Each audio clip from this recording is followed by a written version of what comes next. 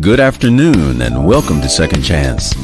Second Chance is a weekly talk show that examines a wide range of social issues and seeks to inspire physical, emotional, social, and spiritual healing, believing that God is a God of second chances, and through faith, all things are possible.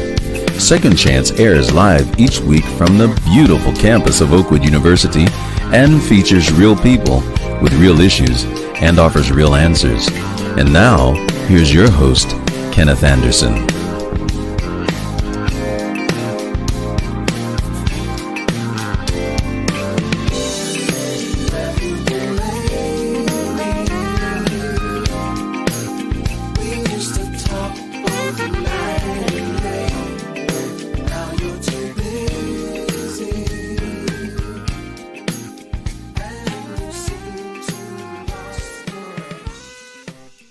Good afternoon and welcome to the Second Chance radio broadcast. Kenny Anderson, as always, delighted to be here with you in the studio at Praise 90.1 FM on the beautiful campus of Oakwood University. We've been here, folks, for a long time.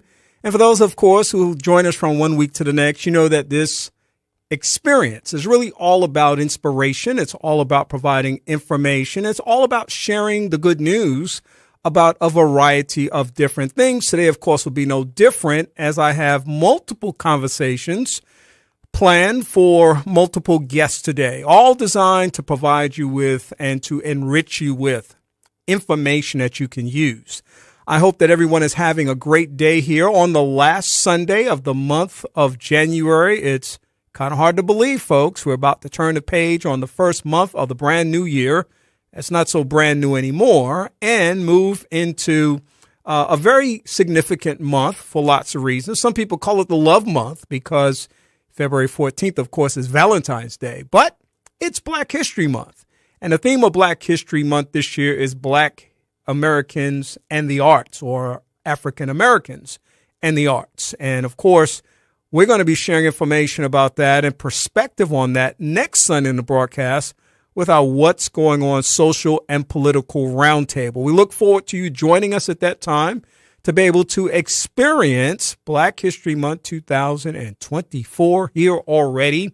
And of course, lots and lots of things happening here and around the city, around the nation, and even around the world, as we have people listening this afternoon, not just at 90.1 FM, but we have people listening on the internet at WJOU.org. We also have people listening on our live feed. The live stream is at Praise 90.1 FM on YouTube as well as Facebook. So we've got a lot of people with a lot of eyes and ears on the broadcast today, and we appreciate each and every one of you being a part of this beautiful experience. That is, of course, I said I've had the privilege of being here now for over 33 years.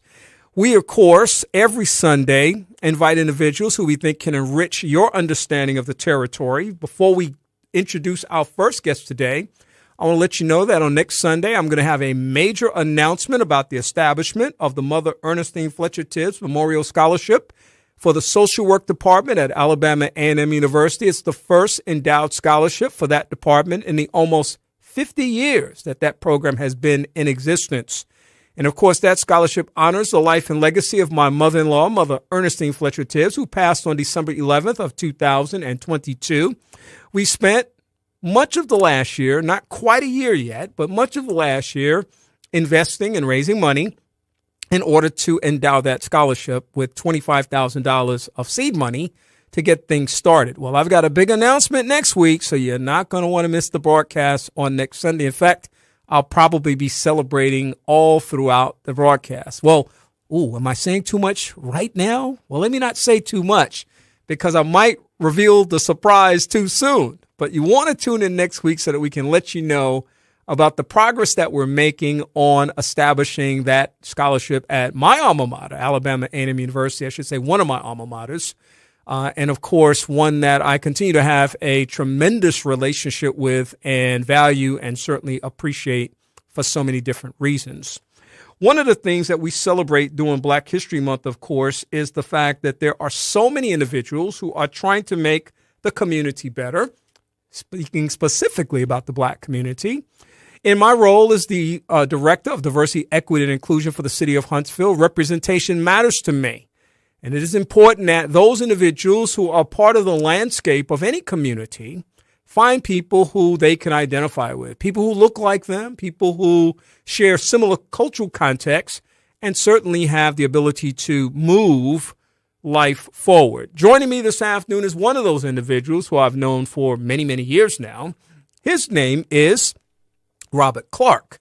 And Robert Clark is joining me today from Huntsville, from some location in Huntsville. Looks like a really nice location. Brother Clark, is that a tree up that I still see?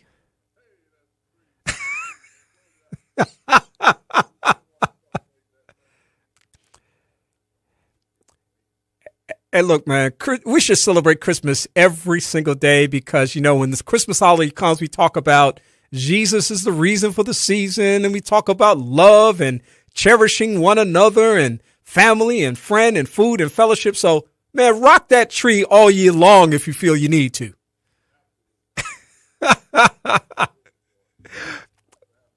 Yeah, listen, man, I deflected actually because I was trying to get to the specific introduction of my brother Robert Clark on the broadcast today. So honored, so happy to have him here for a very wonderful reason, very wonderful purpose.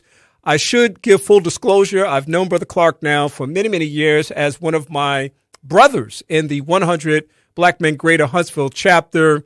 We've been aligned with the mission of mentoring and inspiring others by helping them focus on education, entrepreneurship, finances, and health, and so much more.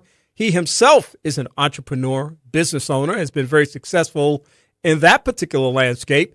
And that kind of brings us to where we are today, Brother Clark. So once again, welcome to the broadcast.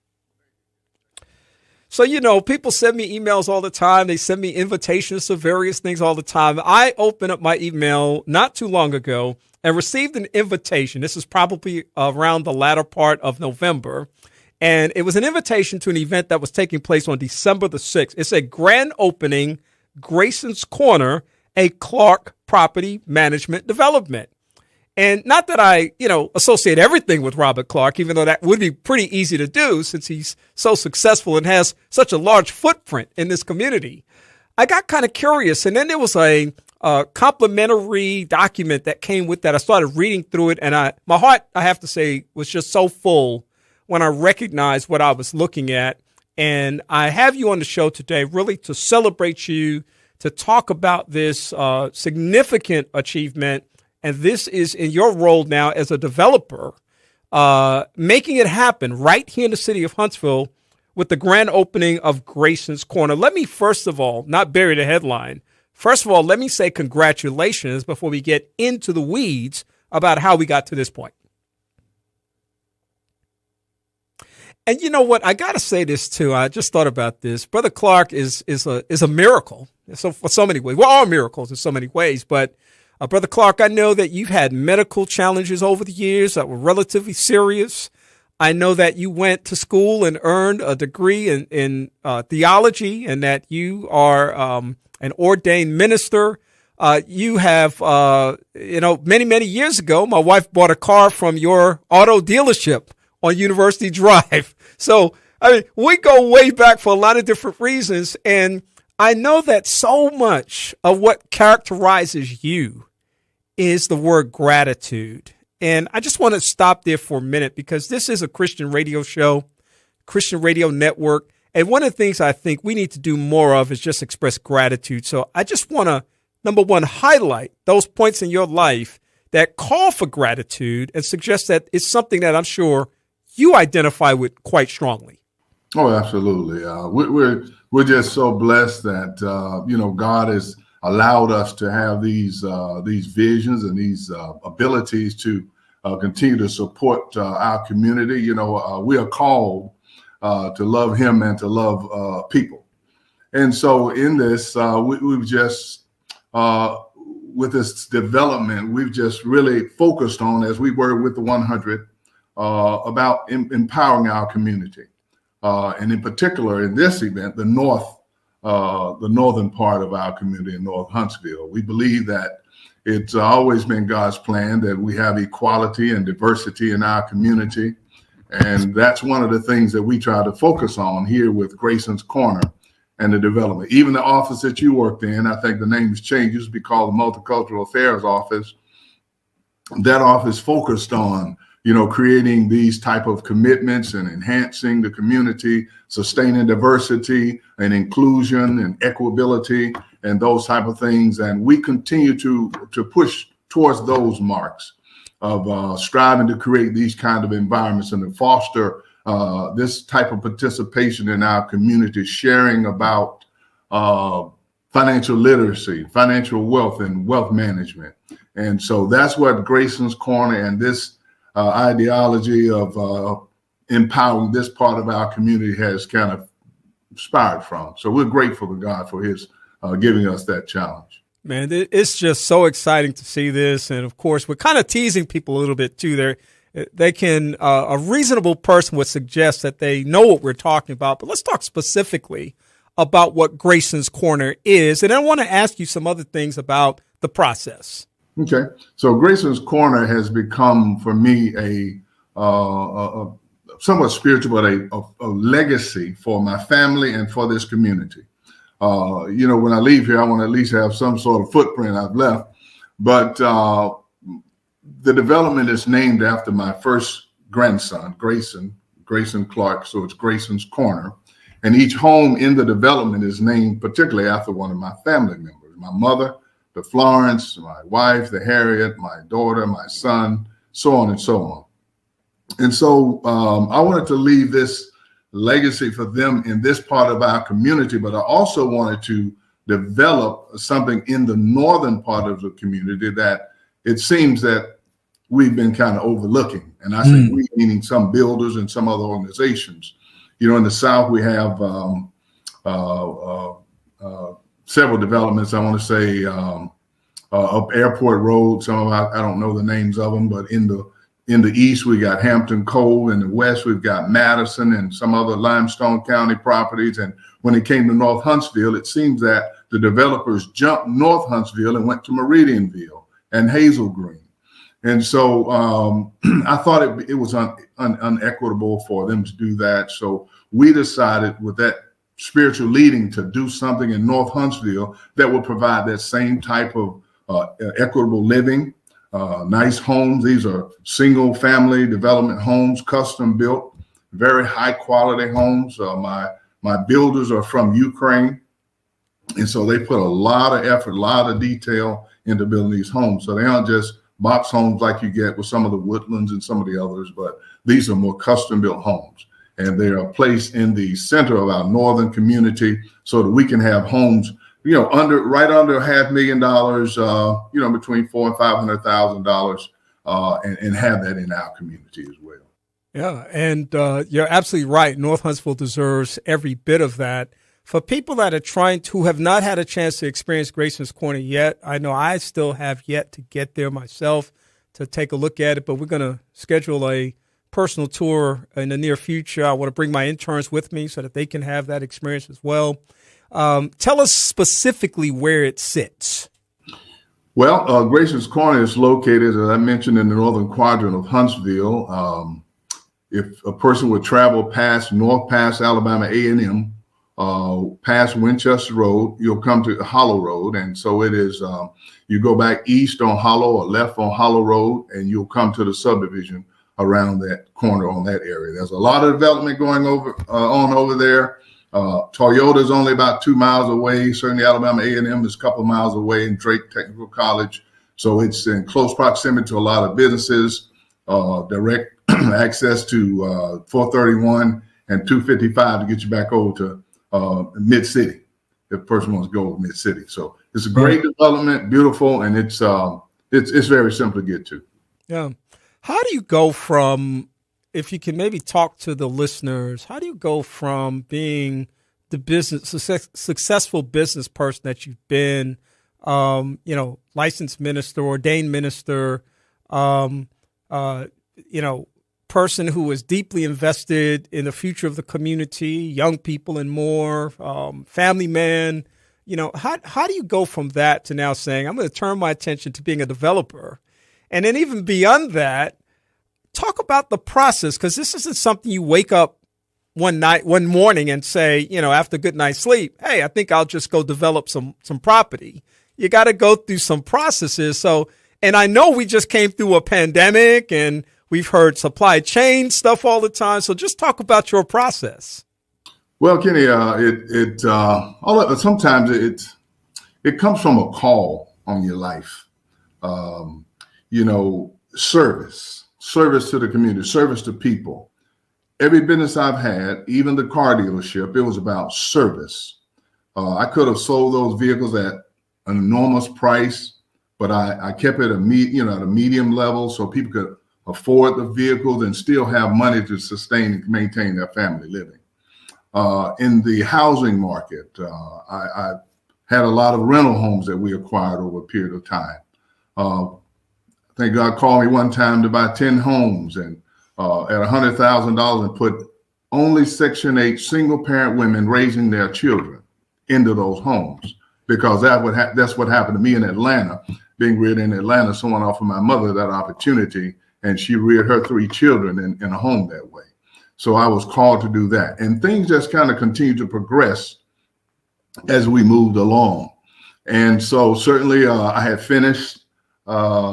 I was in a doctoral program in the first cohort at Huntsville Bible College, working on a doctorate of ministry.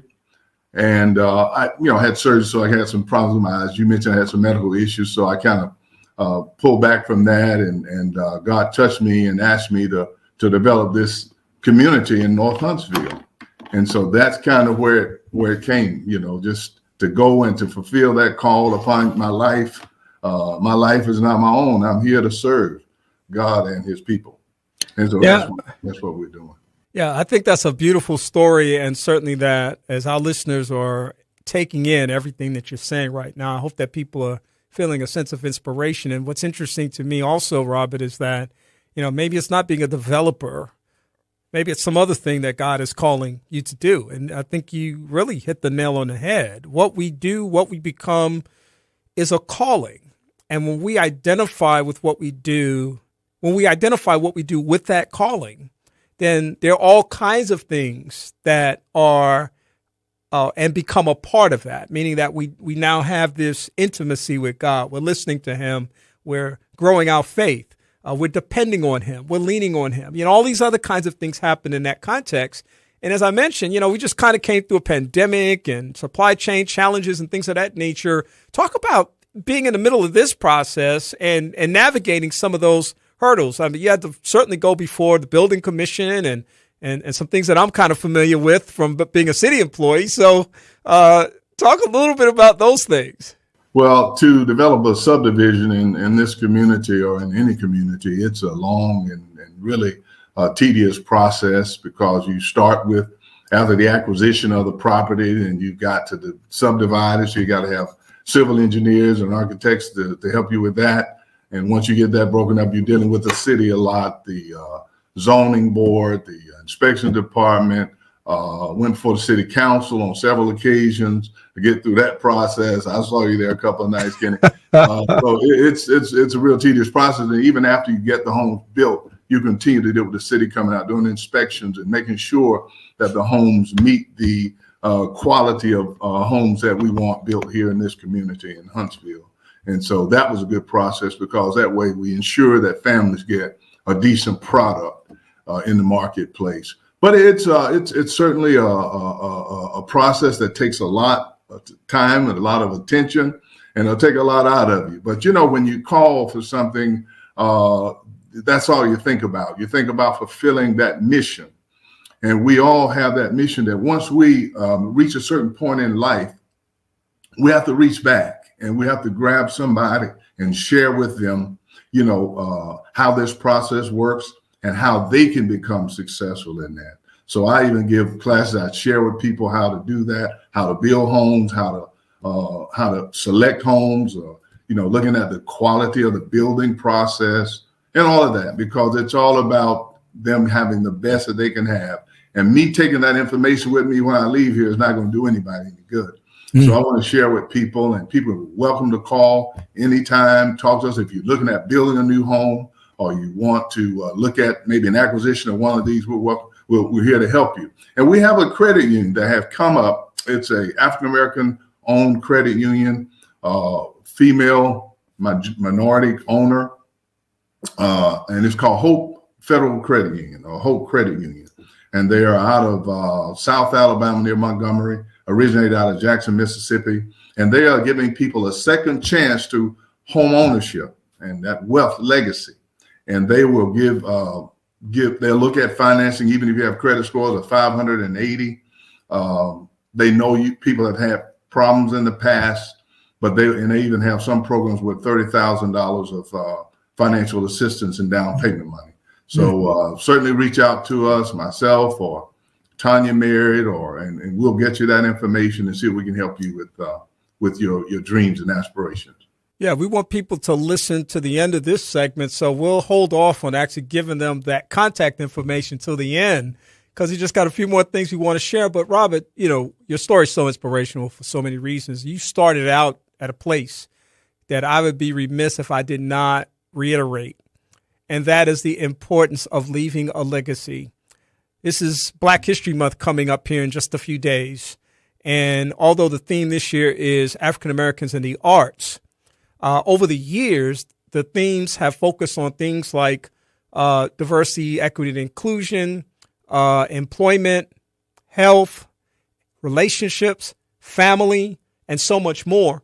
And one of the most important things that we need to be doing as a community, specifically talking about the Black community, is the issues that you talked about regarding financial literacy, making sure that we find wealth building tools to be able to leave a legacy to our young people that our family that doesn't include debt, that includes something that they can really take and grow from and benefit from.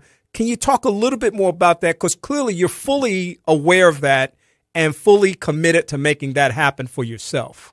Absolutely, Kenny. There are several areas in the financial picture that we really need to focus on, really need to really look at helping our families get to that next level. I learned a lot from watching our brothers and sisters on that are the majority. And I noticed that with insurance policy, even they would buy $500,000 insurance policies, and we would be buying $5,000, $10,000 policies.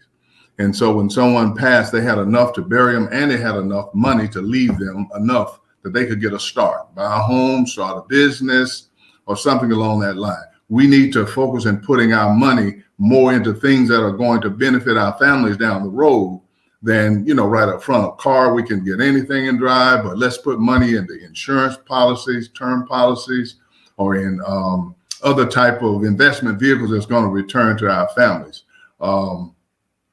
There are so many things. I like to go into them, getting kind of bundled up with them, but we certainly need to focus on leaving these, like a home for our families that they could pass on from years to years. Our grandparents used to do that. They had a place of some land. They divided up among the children. They always left them something they could try to grow from, take it and develop and get ahead, get a start. And we just need to turn around and focus on our families. Opposed to ourselves so much these days. And we've got to teach these lessons. We talk about passing things down from a legacy perspective. We got to teach these things to our young people, things like financial discipline, things like budgeting, things like, you don't have to have your first job making $50,000, $60,000, $70,000 a year to save something. All of those important lessons that have value that actually begins the wealth building process are important to share as well. Yes. It's a process. It's not something that's going to happen overnight, but after a certain period of time, that discipline, that dedication to that goal that you set, it starts to become closer to a point of realization. And I think once it gets to that point, people can continue and make that come to fruition. Yeah. And so, we definitely need to do that and teach them the importance of, just holding on to things, patience and discipline, and not all these acquisitions. Sure, they all want to make $50,000 a year to start out, but it's something that happens. Even the property management, making the acquisition of rental property and holding it and developing a passive income that even if you get sick or you can't go to work, you still have sustained a path of income that will continue to maintain your lifestyle and until such times you can get back to work. Yeah.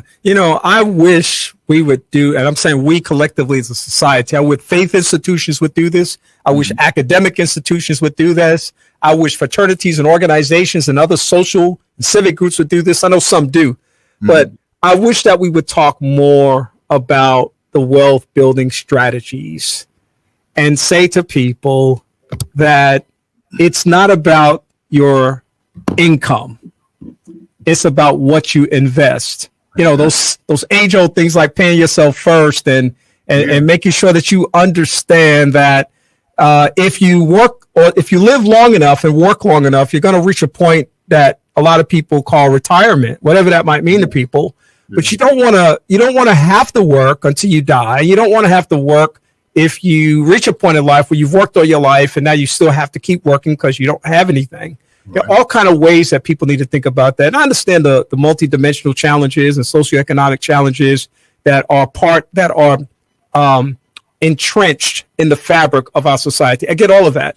But I just wish that we would send those messages more from those institutions that these are things that can be done if we put our hearts and minds to them. And we need mentors. We need people like showing people how to do it. Exactly. We certainly do. Yeah. Robert, we've got just a couple of minutes. I want you to tell people how they can get to you. You said your life is an open book. You're willing to talk to people, help people, and show people. And Grayson's Corner is up and running. How can people get more information? Well, you can go to the website. It's Grayson's Corner at info. There you can see all the homes and see some of the details of the homes and even maybe get a perspective of price range of the homes. But it definitely tells you a lot about the community and the development. And you can also just ride by. That's the best way. Just ride by and call us and we'll meet you out there. A lot of times there's people out there working. But if you'll call me direct at the 256-759-6060 number, I'll meet you or my realtor. I've got several real estate agencies I'm working with in the development. We will meet you out there. Regina Mitchell, Real Estate, and Amanda Howard, Real Estate. Any of those entities, we can meet you out there and show you the community.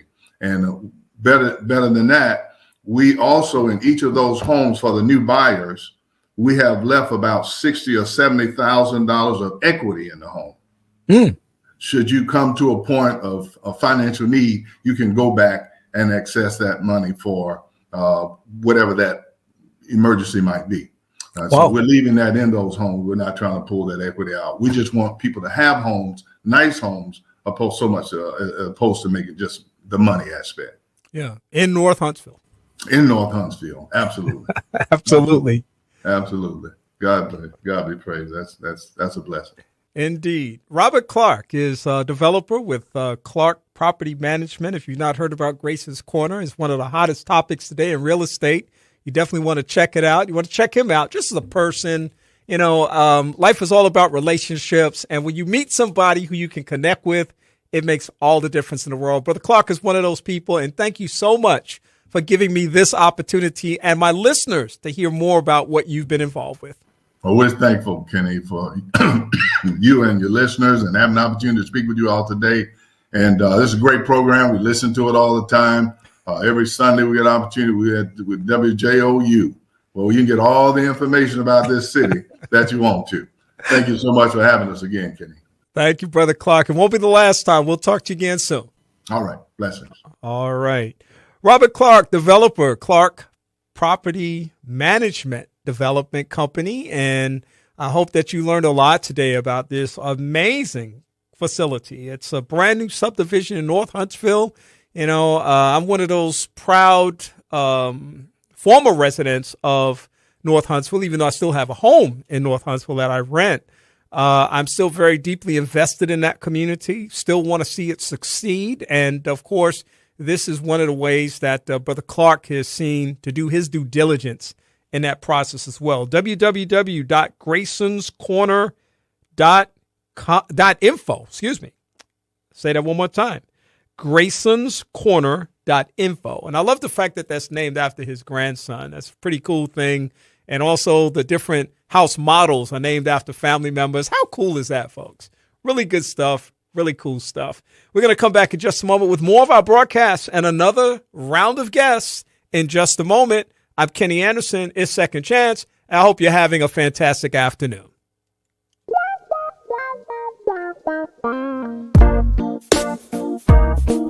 Ooh, yeah.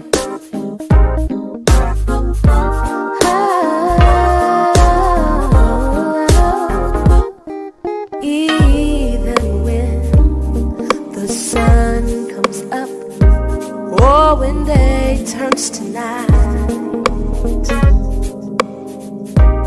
when the raindrops fall out, everything's gonna be alright. Though life is crazy, or as good as it can be, in the midst of adversity, God's been good to me. God is oh, surely good to so good to me. Come unto me, ye heavy laden, and I will give you rest. He says you try to solve your problems, yes, giving your best. But my child, you must realize where your strength lies. It's not in you. It's from above. Thank you for your love. God, you're so good to me. Whoa. So good to me.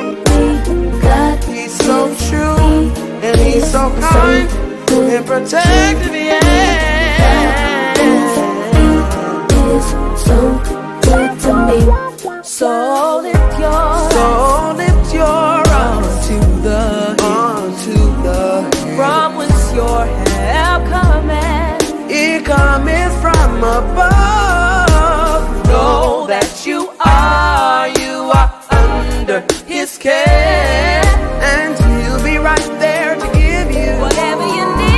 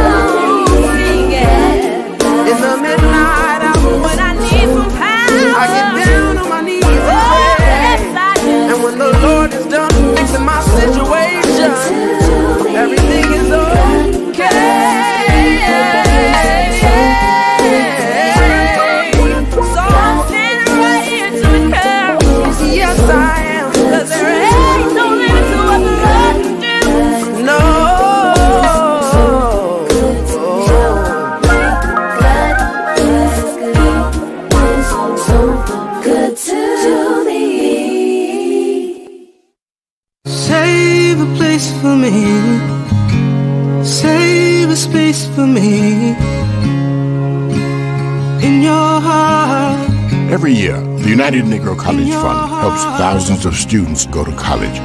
But for everyone we help, there's one we can't. not without the fun. Save a place for me. Please support the United Negro College Fund. A mind is a terrible thing to waste. Call 1-800-332-UNCF. A message from the Ad Council.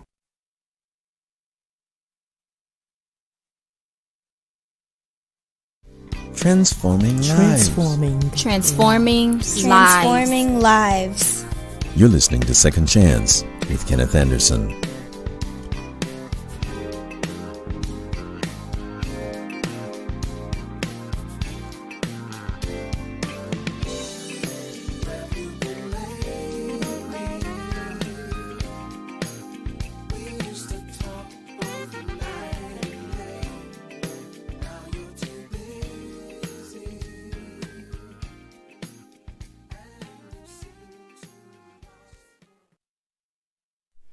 Welcome back to the broadcast. I hope that you're having a good Sunday afternoon. Thanks again to Robert Clark, developer with Clark Management Property.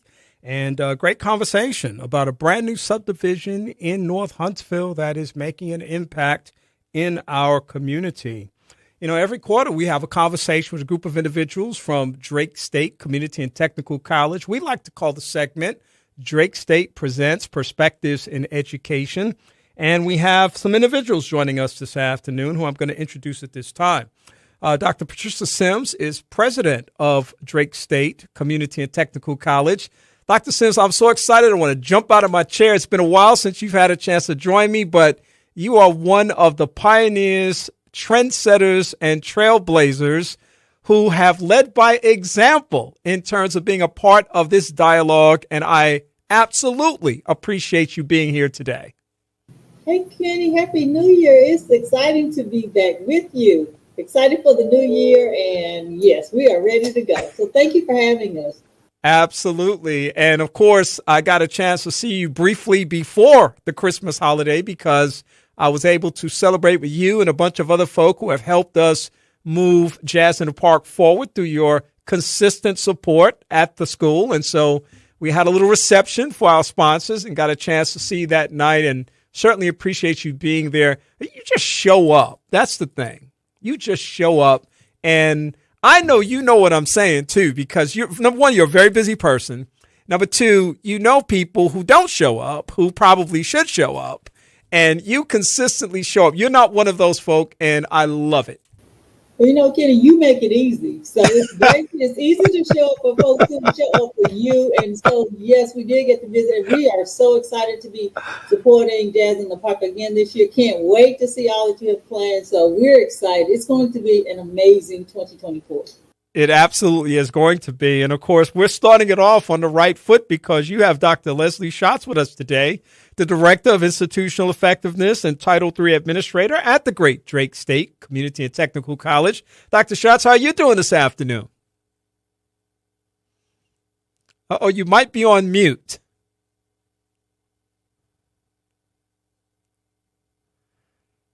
All right. While she makes that adjustment, let me go ahead and introduce my other guest, who is Charles Frye. Charles, of course, has been on the broadcast before. He's a veteran of Second Chance, making his second official appearance. And Charles, it's not because I don't want you on the show. It's just that you haven't reached out to me to come back on the show. So it took Dr. Sims to kind of negotiate this reunion, and I'm glad it's happening.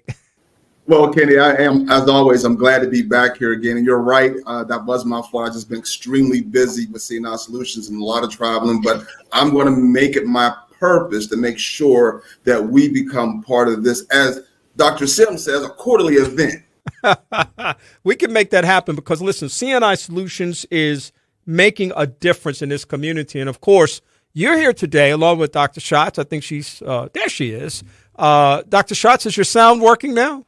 It is. Sorry about that. All right. No, very good. We're glad to see you. How are you doing today? I'm doing very well, Mr. Anderson. How are you doing? I'm doing fantastic because the gang is all here now. We can dive into this wonderful conversation. Drake State has created an innovation hub program called ReneuRedi that will serve as a business incubator and development center to provide technical assistance for entrepreneurs starting or scaling up their businesses. By partnering with C&I Solutions, this program seeks to help close the entrepreneurship gap for economically and socially disadvantaged individuals by equipping them with technical and soft skills and enabling them to pursue entrepreneurship in well-compensated areas related to science, technology, and engineering. All of that makes me so excited because it has so many elements of what we are trying to really promote in communities.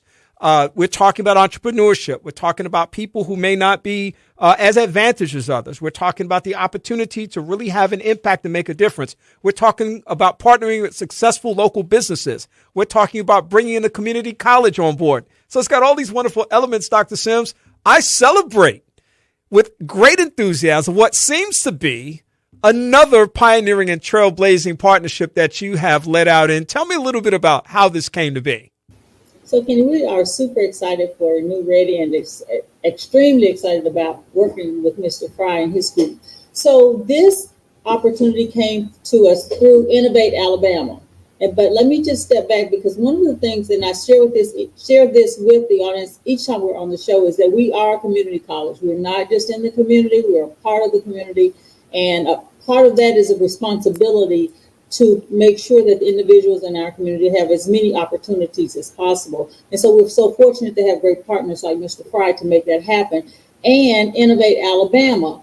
And Innovate Alabama is a statewide initiative to provide prospective entrepreneurs an opportunity to grow and develop their businesses, to provide them with the support that they need. And so many times here, even on the campus, so many of my students, they come to us looking for an opportunity. Many of them have already started businesses, but they are not a part, they don't have the tools that they need to grow and upscale.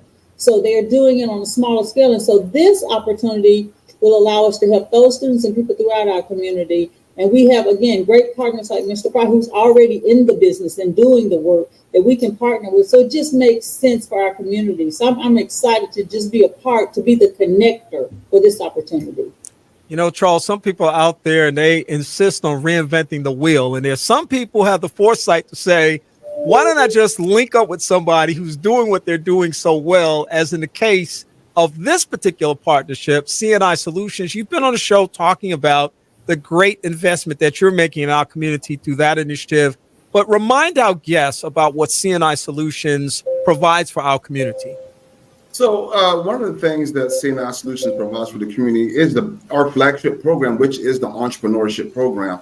And what we try to do is we want our students, those who are coming through our course, we want them to truly understand the business side of their business. As Dr. Sims said, a lot of them have a great product, a lot of them have a great service, but they don't really understand what it means to get to their break-even point. They really don't understand how to forecast their sales. So that's where we're going to step in, and we're going to show them the right way to do that so they can be sustainable, not just for 1 year or 2 years, but we want them to be in operation for years to come so that others can follow in their footsteps. Yeah, I think that's awesome. We talk a lot in this community about celebrating our entrepreneurs, promoting them, helping to support them. And I believe that this partnership just represents one more step in that investment, in that commitment in this specific community. Dr. Schatz, you know, you have the title. It's always an interesting title to me when I see institutional effectiveness. Of course, I come from a higher education background as well. So I know the significance of that title as it relates to the bigger mission of the institution. Talk to me a little bit about what this partnership represents to the institution itself, following along Dr. Sims' comment about how Drake State is so deeply invested in not just being an entity in the community, but being a part of the community. Well, I think that, you know, as Dr. Sims said, being a part of the community, part of a responsibility we have as a community college is seeing where those gaps may exist and how we can step in and form those partnerships with CNI Solutions and other entities within the community to help bridge those gaps and help individuals develop those skills they need to realize what those dreams may be, whether it's owning a small business or whether it's, you know, going into a CTE field or going into nursing, you know, regardless of where they want to be, we have a responsibility to help them get there. And so by being able to leverage the resources we have at our disposal, and as I said earlier, partner with Mr. Frye at CNI Solutions and with others throughout the community, we're really able to have that impact and make that difference. Charles, I want to ask you, when you think about the whole concept of entrepreneurship, and so many people embrace that desire, they want to start a business. And of course, nobody starts a business to be unsuccessful. Every person that starts a business wants to be successful. Talk to me a little bit about how you see this partnership really speaking to some of the deficiencies that startups may face when they're dealing with this whole notion of embracing entrepreneurship. Well, you know what, Kenny, that's a good question, or statement, I should say, because a lot of times new business owners don't really think about the reality of actually starting a business. They think they can just say, hey, I'm gonna start this business and I'm gonna have 5 or 10 employees with me, and they don't realize what it actually takes to do all that. And like most small businesses, when you first start, we always teach everybody to dream big, but start small. You know, reach for the stars, but start small. So that way you can gauge and track how far you're going and get that growth in the right spot. So when it comes time to scale, you already know how to scale. You're not going to be stuck there all of a sudden when someone says, I need 1,000 orders of your product, and you're not prepared to provide them with 1,000 orders of that product. So it's very important that they do understand this. When the pandemic hit our city, we noticed that there was a lot of people who was out jobs, and everybody was doing a lot of side hustling and trying to make something work. And that's when we noticed that they were doing it wrong, and they weren't able to get their product marketed the right way. They weren't able to sell it the right way. They weren't able to pitch it the right way. And that's where we decided to step in to give them that leverage, to give them that edge, to show them how to do all those things the correct way, but giving them real world actions like this. We're not just giving it from a textbook standpoint. We're actually sending these potential entrepreneurs, new business owners into the community to actually see from the community how their product will stand up or how their service will stand up. Yeah. Dr. Sims, let's pull the lens back just a little bit as we have kind of magnified this moment. We're letting people know exactly about this excitement in the partnership. Well, let's step back for just a few moments, and let's say we're looking 2, 3, 4 years down the line. What does success look like to you in terms of this moment, establishing this partnership, and then several years down the line, perhaps? What does success look like to you as the person at the helm of this institution? So for me, Kenny, I have to, the success I want to give credit to Cynthia Crutchfield, who is the leader, CEO of Innovate Alabama, and her foresight in seeing the value of investing in folks right here in Alabama and our state who have great ideas, right, and who want to scale those ideas up. For me, success, I want to look down the road and see many of my students who come through this program, who come to the college looking for this opportunity, and to see them have successful business and start building economic stability and start seeing economic mobility across the spectrum of students. To me, that's success. And this is another piece of the puzzle, in that even if whether you already have a business, we can partner with Mr. Frye to help you scale that. But if you have an idea for the business, we can provide the programs and the training to help you develop and mature the idea, the basic core classes that you need as a business person around marketing, accounting, those kinds of things. So it's a complete pathway that we're building, a complete pathway to opportunity. For me, that's where the excitement is, right? And watching a person start this journey and then completing this program, this opportunity, and being able to, in turn, one day the college might be able to do business with these folks that we've grown, that we've touched right here in our own community. So we can grow innovators right here. And so that part is so exciting to me. Yeah, Dr. Schatz, as Dr. Sims was talking, it just occurred to me that there's got to be some intangibles related to this journey. You know, I see it as an opportunity as a student or a resident of the city, and I decide to choose this pathway. But at the end of that journey, I get so much more. And I'm saying the end of the journey, meaning that there's probably some point at which something happens. But as Dr. Sims said, maybe I'll become a person that Drake State does business with it sometime in my lifetime because I've had so much success from this experience. Can you just talk a little bit, if you can think like I'm thinking now, maybe a little bit, and think about maybe some of those intangible benefits that come with this kind of an opportunity? Of course. Well, I think just, some of the intangible ones that come to mind for me is that feeling of accomplishment you get when, as Mr. Frye said, you know how to do something really well, and then you're able to turn that into a viable business. And yes, of course, there's monetary return on that, but just that personal sense of success. And a lot of times, once you are successful as a business, you can turn around then and help somebody else. You're better able, you have that knowledge that you can continue to share, because if you don't share that knowledge, then it doesn't do anybody any good for you to hang on to that. And I think that's one of the great things that we're able to do through this partnership is, we have the resources, we have people with the knowledge, so we're able to have that impact on the community. And I think just being able to be part of that community. Huntsville is known for innovation, and being able to give individuals the opportunity to show that innovation through the growth and development of their own businesses. I know just for me personally, I love being involved with this project because that means so much, just to be able to have that opportunity and to be able to give people that opportunity. Yeah, I have often heard the term serial entrepreneur, but a person that kind of goes from one job to the next.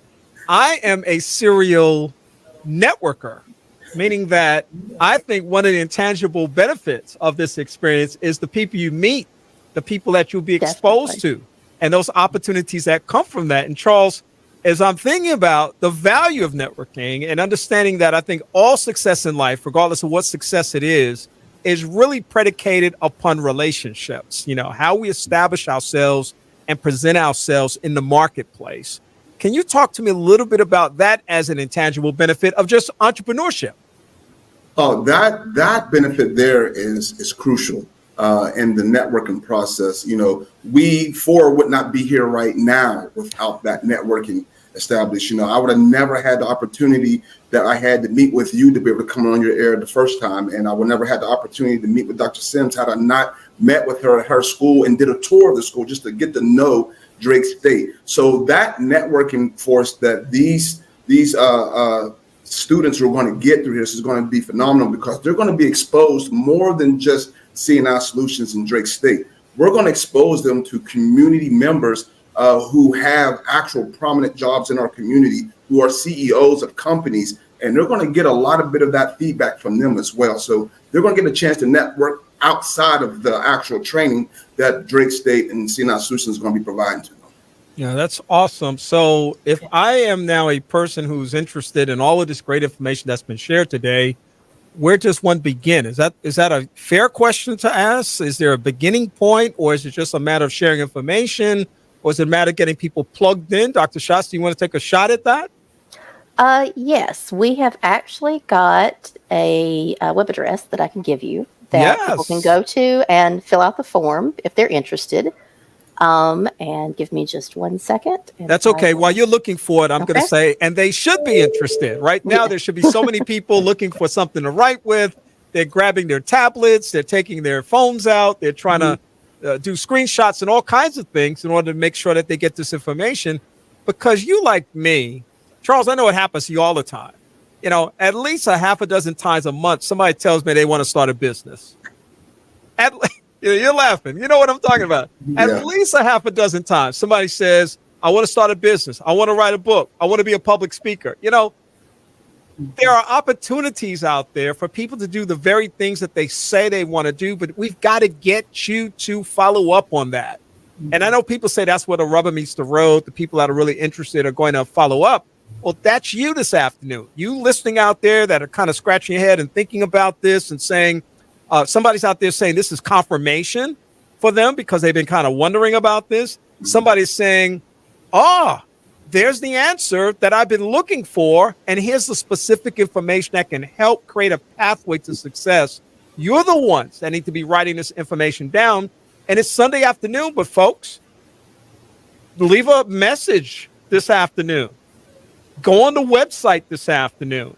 Make sure that you follow up sometime in the next day or two so that you can put action to the thought. And that way you'll be able to deliver success on what we're talking about this afternoon. Dr. Schatz? Yes.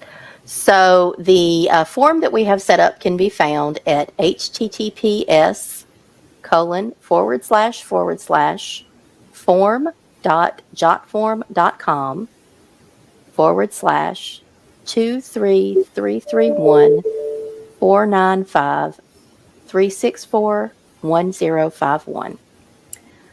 You can also reach out via email. An email could be sent to Lana Boyd, and that is lana.boyd@drakestate.edu. And we'll make sure to put that information in the chat box so that people can make sure that they capture that this afternoon. Screenshot it, write it down, save it somewhere, act on the information, because each of these individuals promised that it will make a difference. I'm going to give each of them in the last 3.5 minutes a closing comment. Dr. Sims, I'm going to start with you. So again, Kenny, we are excited about ReneuRedi. We want to make certain that we get the word out across the community. We'll also have a link on our webpage. We want to give the individuals who are in the pipeline, who are aspiring entrepreneurs, the tools that they need. Even the thing is that if you started a business or if you're thinking about it, however, wherever you fall on that spectrum, you need to be able to make an informed decision, or you need to be prepared to act on information and move to the next level. So we want to provide that opportunity, and we're really, really excited to be, again, partnering with Innovate Alabama and CNI Solutions, Mr. Frye, a trusted community partner that can provide the support and services that people can trust and feel good about. And so it's, again, another great opportunity. And thank you for connecting us and giving us this opportunity to make our community aware, because oftentimes these opportunities, they will not always be around, so they are short-lived. So those windows of opportunity open and close very quickly. So those folks who are out there listening, let's take advantage of it. It's a good opportunity for you. Dr. Schatz, I'm going to give you a closing comment. Well, as Dr. Sims said, I encourage everybody to take advantage of this. We are planning on having an orientation session on January 31st for those that reach out. So if you go to the website and fill out the form, you'll get more information about that. But we are very much looking forward to getting this project started in February. It is a 9-month program that runs through September. So there is a time commitment, but again, it's worth the time commitment. Just think of it as investing in yourself. And Charles, I'm going to give you the last word. Right. And pretty much, Kenny, just like you said, there's a lot of people out there who want to start a business and have that idea. They just want to start it. One thing I would tell you guys, mitigate your fears. What is it you're afraid of in starting that business? Mitigate that fear. And once you can come over that and realize how to get past that, starting that business is going to be right up your alley. Like this. So reach out to someone. Don't be afraid to ask for help. Reach out to CNI Solutions. Reach out to Drake. Reach out to somebody who can help you, who's wanting to do something that you're trying to do, and they will help you get through that. All right. Drake State Presents always delivers. We're very grateful for my guests this afternoon, Dr. Patricia Sims, Dr. Lesley Schatz, and Charles Frye, for coming on and sharing all this great information about ReneuRedi. We're going to make sure that people know about this. We'll drop that important contact information in the chat box so that people can follow up, which is what we have asked them to do on this afternoon. I hope you'll have a great rest of the day, and we look forward to our next conversation. Thank you, Kenny. Thank you. Thank you. All right. Fantastic. Folks, I'm excited. I'm an entrepreneur. I'm about ready to become one again after hearing all that great information. And I know that if you're interested in being successful, this is something that you can take full advantage of, and we hope that you will do that. I'm going to come back in just a moment with some more guests who will share information this afternoon and certainly inspiration. And we'll do that in just a moment. It's Second Chance. I'm Kenny Anderson, and I hope that you're having an amazing and fantastic afternoon. Why do we say praise 90.1 FM? Because the blessing is in the praise.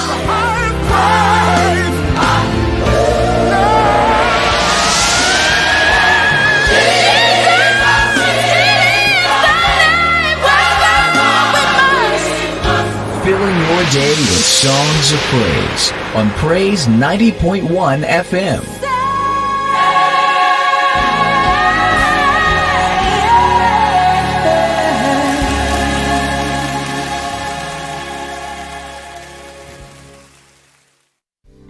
Transforming lives. Transforming lives.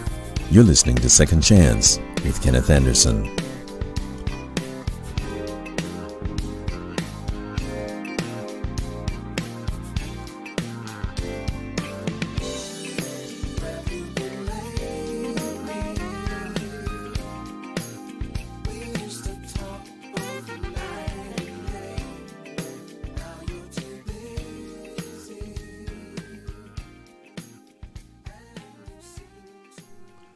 Welcome back to the broadcast. I want to thank you for joining us this afternoon. I want to thank my guests on Drake State Presents this afternoon, Perspectives in Higher Education, Dr. Patricia Sims, the president of Drake State Community and Technical College, Dr. Lesley Schott, who's the director of institutional effectiveness and the Title III administrator at Drake State Community and Technical College, and Charles Frye with CNI Solutions, talking about a great new program that you need to know about, and we are providing great information for you today on ReneuRedi. If you're an entrepreneur out there and interested in taking it to the next level, we hope that you'll definitely make that call. My next guests are women who join me from time to time, typically quarterly, because they're very busy people, and I try not to impose on them too much, but they join me for a segment called Women Empower. And two of those ladies are here with me this afternoon, Tiffany Whitlow and Felicia Beaulieu. Ladies, Hi. How are you doing? Hey! Oh, you look so beautiful. You guys look so handsome. Yeah. Love that tie. Love the tie. Well, you're so kind, Felicia. You come on the show anytime, okay? Sure. How are you, Kenny? I'm doing great. Happy New Year to both of you. I know I haven't seen you in the new year, but yeah, I got it in there. And, you know, it's amazing when you think about it. We are now 28 days into the new year. The first month is like a wash. We're moving into the fury and the passion of African-American History Month. And then before you know it, it's going to be spring break. It's going to be graduation season. Yeah. It's going to be summer. I mean, the seasons of life just kind of go on and on and on, don't they? That's right. And that sounds very stressful, and I think you should focus on today. Right? Because we're almost to the end of January. We're almost there. W-2s are, the deadline is the end of the month, right? So as an employer, we have like a day or two, right? Yeah. Tiffany, I had to resist the urge to say that, you know, baby Ace will be graduating from high school, and he just turned 10 months. He'll be a year. The next time I see you, he will be 1 year. What? Oh, wow. So, you know, I always like to start with baby Ace because I'm just, for some reason or another, I'm just fascinated by his life and certainly his legacy and everything that he's creating. What a beautiful reality to have these precious gifts that are given to us.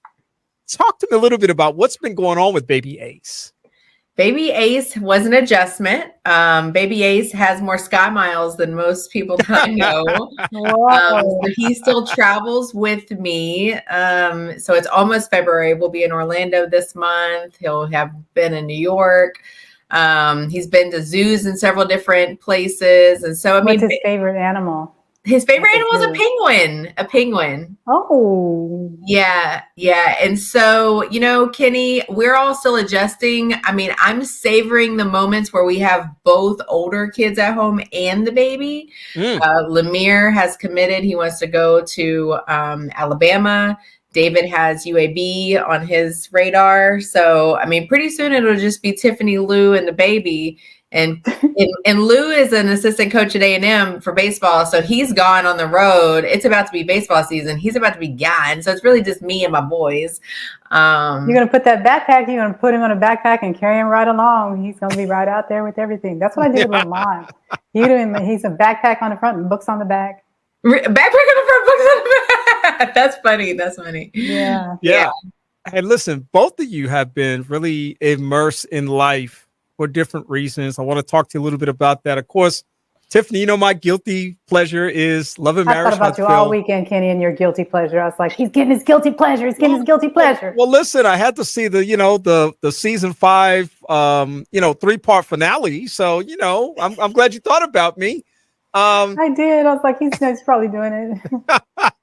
Tiffany, part of the storyline this year was, and you actually talked to us a few months ago, actually, and I was asking you about the upcoming season, and of course, you can't reveal some stuff, and that's cool.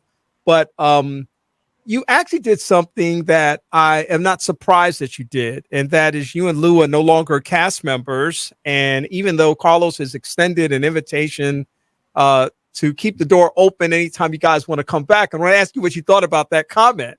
But talk to me about, take me inside of the decision, because this is not something that surprised me.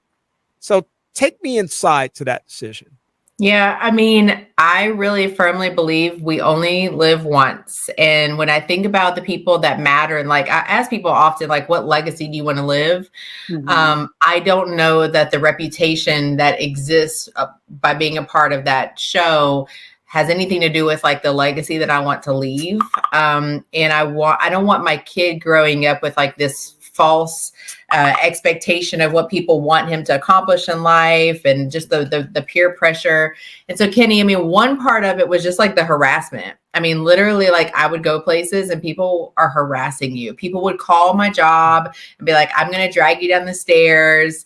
People would be mad when you're at it with another cast member, but it was at scale. So what was Lou's final, this is not happening anymore, was when I was at Target and someone was following me at Target, like literally up and down the aisles with the baby, and he was not in town. And so that was Lou's final. And then we were actually on set filming at one of the scenes I did with Stormy, and someone came by, was like taking pictures and then like sped off. And so like weird things like that were happening in addition to the phone calls at work, which is kind of like, I can't handle this. And then honestly, like postpartum depression is a thing. I just told Lou, right now, I feel like some of the things that are happening in life are like paralyzing. Like I feel very stuck, and I'm usually like a really strong person. We have a company. I mean, I have to be a leader and I have to show up a certain way every day. But then when I come home, I feel very stuck. Like I feel very paralyzed by my life right now. Wow. And so I felt like that was something that I could remove from my life to help with that. Now, of course, there's the other counter, which was like, contractually we could still kind of hop in anytime. So I mean, Stormy just invited me to an event, and I talked to Tisha last week. I mean, so you might see, but it would definitely be on different terms. Like I can't handle, and I just cannot handle that and running a company. I think after Acclimate, it would be different. It would look a lot different, but having to like really be two different people is a lot. I want to ask you, let me ask you this question, because I've really, this is part the human interest person that I am. This is part the psychologist in me. Something I've kind of wondered about, and I've asked people this before, so I'm going to ask you, what attracted you to a reality show? Because, and I want to talk about it generally and speculate, because there's a lot of room for movement in that speculation. People clearly come for different reasons. I want to ask you specifically, what attracted you to a reality TV show? 100%, hands down. Number one, I thought that people were going to get to see something different. Like I literally thought there were going to be GoPros in my car that were going to get to see us like building this company, and it's more edited, and it's like, no, you're going to do what we want you to do. So there's that. And I really thought with Acclimate, we're trying to reach and engage the minority audience. So hands down, number one reason is I was like, wow, this is a way for us to get our message in front of people who we would traditionally have to pay a lot of money to get in front of. And I really, truly do believe if people heard about clinical trials and just research from a storyline, like got to hear the personal stories and the why and see a face behind it, they would be more inclined to actually go learn more information about them. So those are the real reasons. And I've shared that on Carlos's show. Yeah, it is fascinating. And, as much as I do, that people go for different reasons, and whatever those reasons are certainly valid as far as I'm concerned. I don't judge anybody, but I think the clear message in this whole experience for you is that whatever the choices that we make have consequences. And I'm not saying you made a bad choice.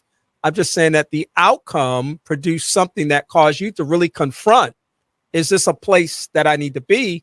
And I think the other element of that too was just, am I safe doing it? Which is a real thing. No, I mean, it's a really tough, I literally just said this to Lewis. I still feel very paralyzed. Like I was a different person pre that experience. And so to your point, the consequences was actually losing myself. And so it's like, I did it for, I mean, I feel like I did it partly for my job, like for a company to get to this audience. And then it seemed like that was going to be I can handle it if I get that as an outcome, but to not have that as an outcome and to lose yourself is like a really empty place to be. Yeah. Felicia, were you going to say something? Yeah, I love how you're articulating that, because I've been thinking about, as a mother and your place in society, and people, they respect you, your word, and, you come through. And so there's a certain expectation for people other than the ones who are camera taking pictures of you all the time. And I thought, I prayed for you. I thought, Lord, you know what is she going to do? Because she's going to make a decision sooner or later.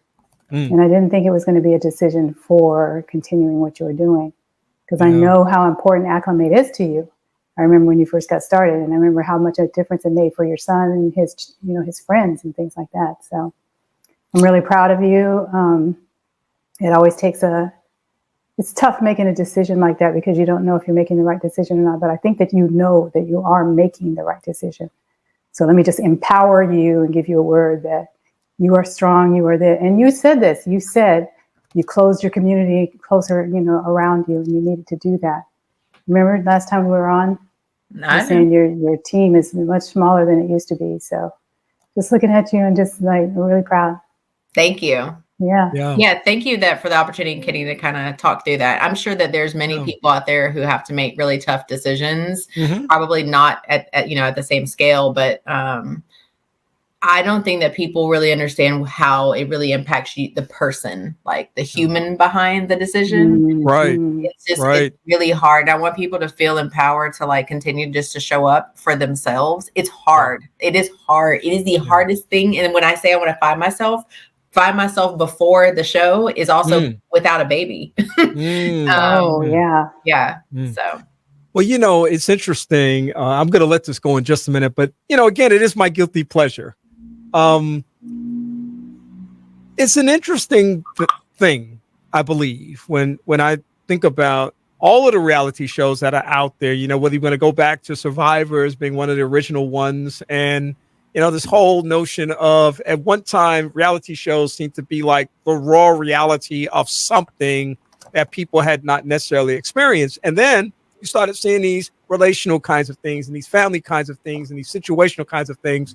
And it got really different in a lot of ways. And the thing that I've always said, I've said this to you the very last time, and I've said it to you several times, Tiffany, that I think one of the biggest things people forget is that, as you just said, you are a person. And they see you and they, okay, so one element of that is human nature is going to judge anyway. It doesn't matter what happens, but that's right. People feel like they know you just because they see you. Or they hear you say something or do something and they think they know you. And worse than that, what reality TV has done, it has empowered people, very much like social media has, to act on what they believe. And that is frightening to me, because you could have the best intentions, as you said. And those are some great intentions, because Acclimate is a beast in terms of what it can potentially be in our world as a game changer. And yet the emphasis was taken so far away from that, and in a destructive way that put your family at risk, which, again, when you said we're out, I was applauding that. Thanks, Kenny. I wasn't expecting that answer from you. No. And I told you once before, Tiffany, because you're my friend, I care about you. I said to you one time when you said it was one of the reunion shows, and you talked about I know I'm going to mess this up. You talked about harming yourself in some way. I was going to, and that really got into my spirit, because I said, here's somebody I care about who is experiencing something so vastly different from the person I know. So I was seeing you as the person I know, And yet the things you were experiencing were so destructive that I literally became very concerned about you at that time and have been concerned about you ever since. And so, yes, I celebrated your choice. It was a wonderful choice to me because it was a life-saving choice and it was a self-care choice. And I think that above anything else, that's what should happen. Yeah, I appreciated the opportunity to normalize what someone else might be experiencing in the world. And I hope that I mean, according to the DMs that I received, that did happen. So there are people who've experienced postpartum depression, who've experienced like having to step away from something, and continue to share those messages. And I'm sure there's going to be another opportunity in our lifetime that will be more in line with what the Whitlows are about. Absolutely. Well, can I piggyback on that, Kenny? Yeah, please. One of the things that has happened to me being down here has had a lot of time to think. And I realized, wow, our lives are so in front of us and we don't even understand the opportunities that we have, the things that could happen just because we put our mind to it. And you let go of one thing, that's okay. I figure life is just an experiment anyway. You try it out. Think that didn't work very good. Let me try something different. So that's what I think. I think that, it didn't work out really well for the way you wanted it to work out, but it did really work out for the way you wanted it to work out. Yeah. And hey, your crew is still with you 100%, I appreciate it. Yeah. I mean, you're not getting rid of us. You know what is so weird since you talk about reality TV, like reality TV stars don't get to leave like the reality TV. So there is like who you are, who the viewer thinks you are, and then who production needs you to be for ratings to be right there. Yeah. And so like it would be another thing because there's sometimes I'm like, I really would say that. Like I would ask that girl, like, why she got that or why she doing that? Like I really would. And it doesn't mean anything harmful when I'm with my small group of friends. Right. And so like that really is how we are. But then when you add some music to it and you make it dramatic, it's like, shoot. But actors get to do that all the time, and it is what it is. Yeah, and then you deal with camera angles and cliffhangers and all kinds of other kinds of stuff. By the time you see it, you're like, what was that all about? And then there's Frankenbite, where it's like you said that there and you said that here and put it together and it looked like you said it here. Oh, my goodness. Right. All of that. So, well, listen, Felicia, you and I have had a chance to kind of catch up a little bit through text messages, just sharing good wishes and well wishes and things of that nature, checking up on you to see how things are going. It's been pretty active down there. Tell us about what's going on in your life right now. So how many years ago were we looking at going to retire in Ecuador? It's one of the safest places in South America. And then all of a sudden, last 4 weeks, well, it really wasn't all of a sudden. What happened was COVID happened. And when COVID, the country really did not have any real big, massive deaths because of COVID. They focused so hard on that. What happened was, when they were looking that way, drug traffickers were looking in a different way, and they ramped up their drug trafficking through Ecuador because Ecuador doesn't have any, side attraction. Baby Ace is now making it. Oh, well, look at the smile on Baby Ace's face. Hey, Baby Ace. Hey, baby. Sorry, Felicia. No problem. I don't mind at all. It's so cute. So what happened was, the drug trafficking and the shipment, they started going through the ports in Ecuador, right? Okay, do we just need to give the baby like 5 seconds more? No, go right ahead. You're just smiling. You're not even listening to me, Kenny. Of course, yes, I am. I can't even see Baby Ace right now. Oh, but you know where he is. Well, anyway, so what happened was they started using Ecuador as a bypass to get the drugs down to where they need to get them to. And the drug trade started growing. There was a president who just really didn't like the pressure anymore, and he decided to step down. And so they had an election about 6 weeks ago. And the young man that won, 37 years old. 37 years old. He won the election. And things started getting really crazy. And he's like, we're not having that. He's not a politician, but his father was a plantation owner for bananas. And so he had support of family. And he decided that, you know what, I'm putting people on curfew. This is crazy, because people were starting to get, you know, somebody else who was running for president was assassinated. I think you heard about that. Mm-hmm.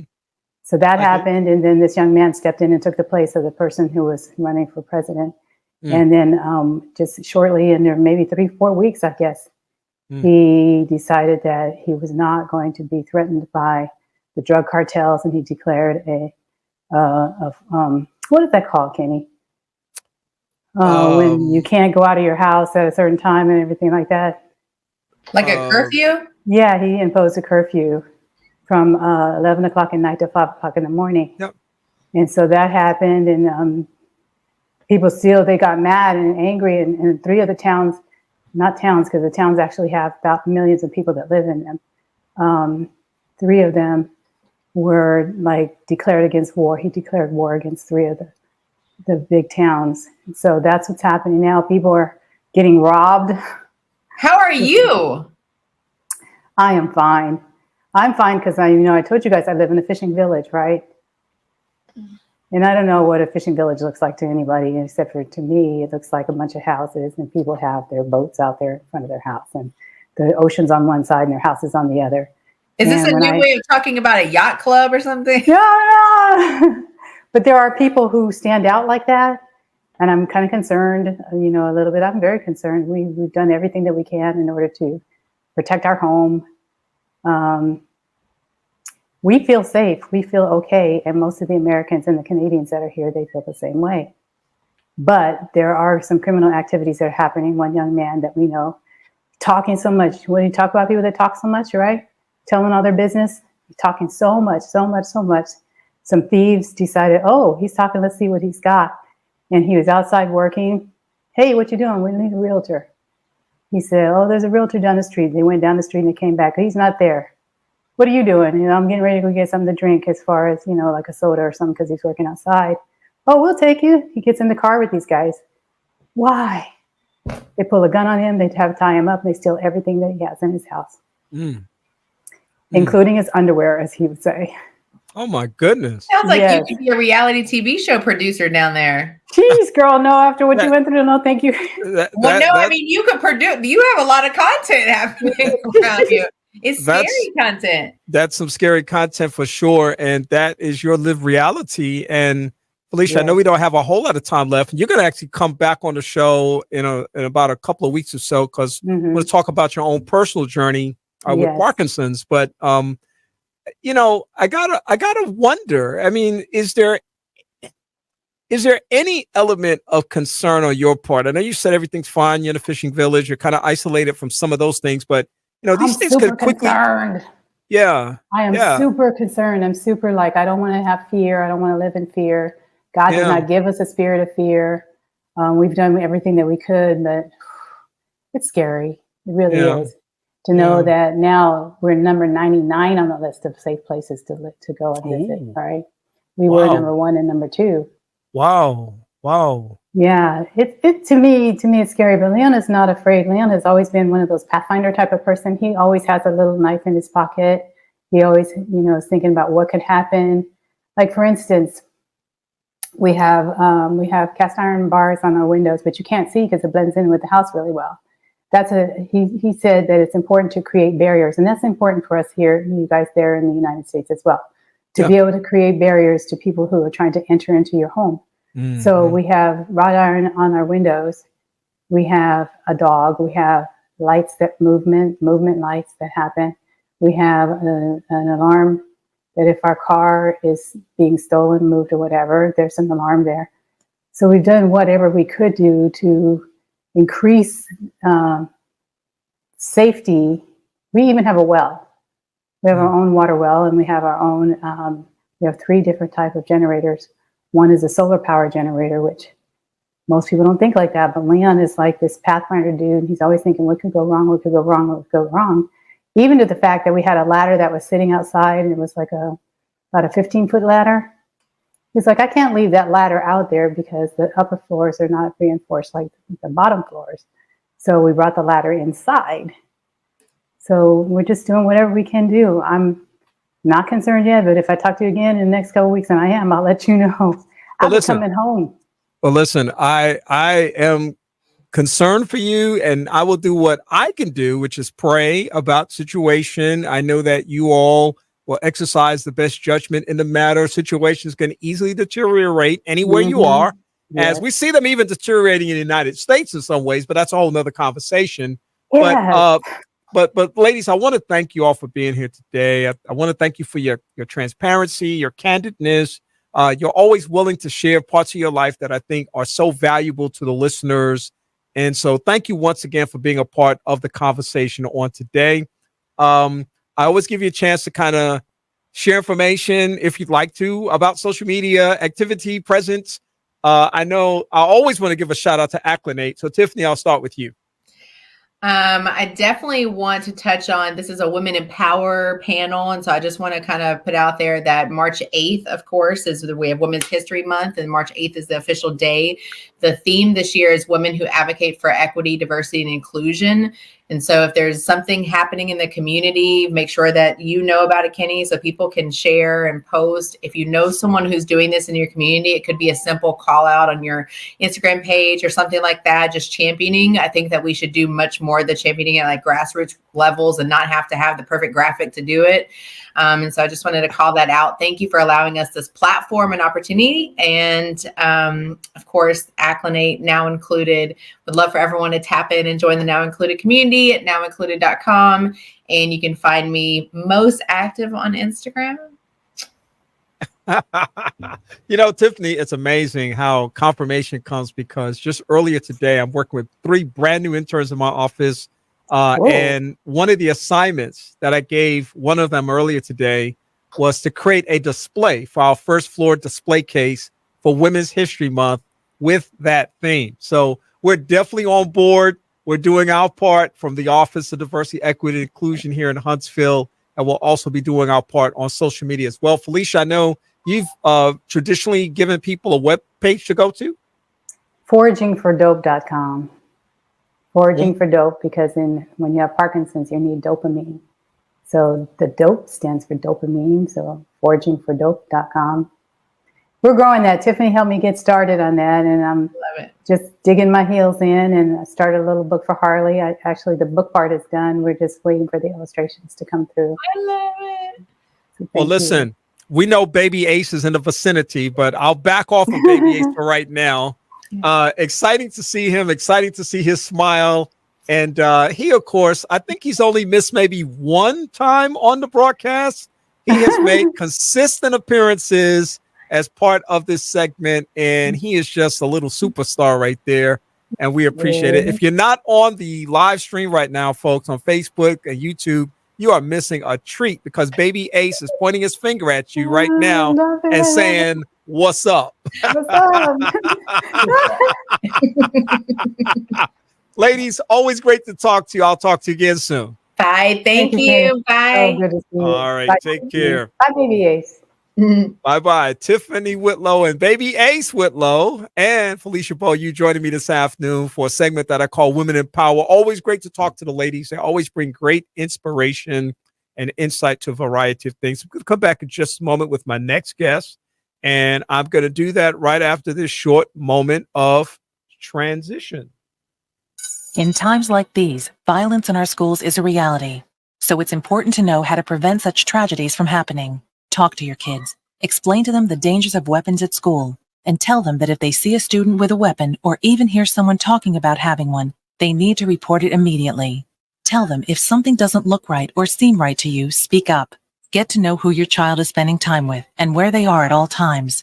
If you notice that your child has sudden mood or behavior changes, or seems to always be angry or sad, talk to a teacher, administrator, or medical professional. Be a role model for them and settle your own conflicts without resorting to violence. School should be a safe place for our children. We all need to work together to keep it that way. Let's put an end to these tragedies. Ask your school to adopt an anti-violence program. Visit ncpc.org to learn more on how to keep our children safe. That's ncpc.org. A message from the U.S. Department of Justice, National Crime Prevention Council, and the Ad Council. I'm sorry, sir, but it appears as though your credit card has been declined. Everyone hear that? This person right here, credit card declined. If we can please have an awkward silence. Whoa, I'm with a date here. Look, so I'm late on a few payments. I'll make it up next month. Promise. He promises to pay it all back next month. Can we have an aww? Putting more on your card than you can afford to spend can lead to even bigger problems, like public humiliation. Don't let your credit put you in a bad place. Go to controlyourcredit.gov. Brought to you by the U.S. Department of Treasury and the Ad Council. In small towns and big cities around the world, Habitat for Humanity volunteers gather. Hammers are raised, bricks are laid, and another family finds shelter in a home they help build.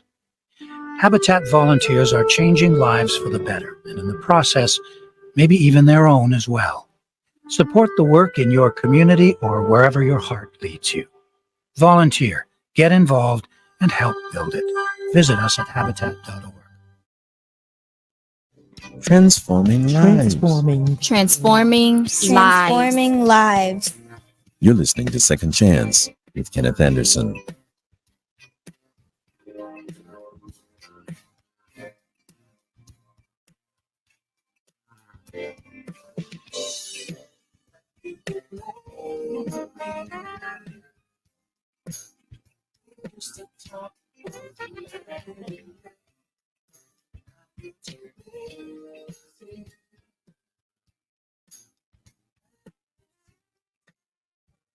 Welcome back to the broadcast. I hope that you are enjoying your Sunday afternoon. And if you're choosing to enjoy it with us, thank you for making us a part of your afternoon. Once again, shout out to Tiffany Whitlow, baby Ace Whitlow, and Felicia Beaulieu for joining me for the segment Women in Power this afternoon. Always great to hear about the ladies. And a little programming notice, I said, Felicia's going to join me in just a couple of weeks to talk about her personal journey with Parkinson's disease. And I know you don't want to miss that. Felicia is very transparent about the journey that she's been on and wants to perhaps inspire someone as well as educate someone. So we look forward to having her back in just a couple of weeks. We have a segment on this broadcast quarterly called B.Y.O.B, Be Your Own Boss, and the person who is always willing to share information about best business practices is Vicki Morris. Vicki, of course, is a marketing guru with face-to-face marketing. She's got all kind of fancy titles, but I'm calling her guru this afternoon because it kind of gets down to the bottom line of things. What's going on, Vicki? Happy New Year to you as well. Hey, thanks, Kenny. Thanks for having me. Things are hustling and bustling. We had a real winter in Huntsville. So it's, getting out from under all of that and enjoying all of that. So it's lots of things going on. Yeah, well, listen, since you brought it up, we're about a week removed from that winter weather that we had. And how did you manage those few days of the city being shut down? Well, okay. So believe it or not, I am very much an introvert. So I was feeling great. I was doing good. We were in the house. It's just my husband and I. We're empty nesters. And so he was doing his thing. I was doing my thing. And we'd sit out and watch the snow or go walk around a little bit and just enjoy it. Snow and ice and all of that, just looking at it, it just makes me smile. So I did fine. I did see a couple of posts on social media that said, hey, all my extrovert friends, how y'all doing? I was good. We had enough food. We had enough electricity. We were good. Yeah. Listen, I may have had a different perspective if we had have lost our electricity, but since we did not, I was good. Yes. I didn't have one single day when I said they need to clean the streets. I didn't have one single day. I mean, I was hopeful. I was optimistic, but I wasn't crushed and disappointed and crazy online, making all kind of post on social media about the weather and the circumstances. No, I was enjoying the moment of being at home. And, Vicki, you move around the community a lot. I move around the community a lot. Anything that shuts me down is a bonus. And I embrace every bit of it.